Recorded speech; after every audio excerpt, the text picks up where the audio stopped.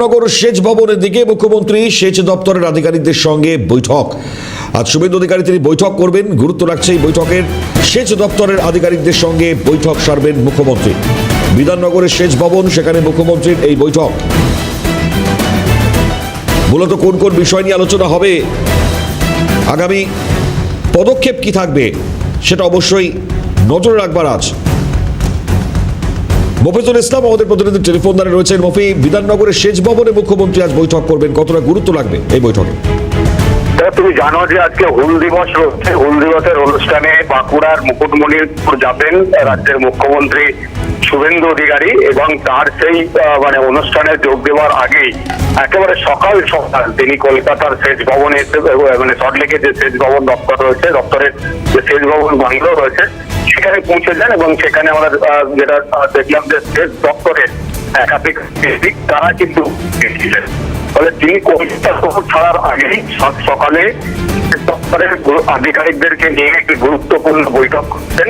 কারণ তুমি জানো যে বর্ষা ইতিমধ্যেই প্রবেশ করেছে, বৃষ্টি হচ্ছে এবং বিভিন্ন জায়গায় জলস্তর বাড়ছে। সেই জায়গা থেকে দাঁড়িয়ে নদী বাঁধ সংক্রান্ত বিষয় নিয়ে অবশ্যই একটা গুরুত্বপূর্ণ আলোচনা এবং নির্দেশ তিনি কিন্তু দিচ্ছেন, বা সেক্ষেত্রে সেচ দপ্তর কি কাজ করছে সেটাও তিনি কিন্তু জানার চেষ্টা করেছেন।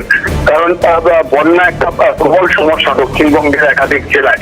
সেক্ষেত্রে যে সমস্ত নদীমাতৃক এলাকাগুলো রয়েছে সেখানে প্রতি বছর কিন্তু বর্ষার সময় ব্যাপকভাবে ক্ষতিগ্রস্ত হয়, চাপ নষ্ট হয়ে যায় এই নদী বাঁধের ক্ষমতা কম থাকার কারণে। ফলে সেগুলো কিভাবে মজবুত করা যায় সেই সংক্রান্ত বিষয় নিয়েই কিন্তু সাত সকালে একটা বৈঠক হচ্ছে বলে আমরা কিন্তু এখনো পর্যন্ত জানতে পারছি। সেই বৈঠক চলছে, তাই বৈঠক শেষ করেই তিনি কিন্তু তারপর বাঁকুড়ার মুকুটমণিপুরের যে হুল দিবসের অনুষ্ঠান রয়েছে সেই উদ্দেশ্যে রওনা দেবেন।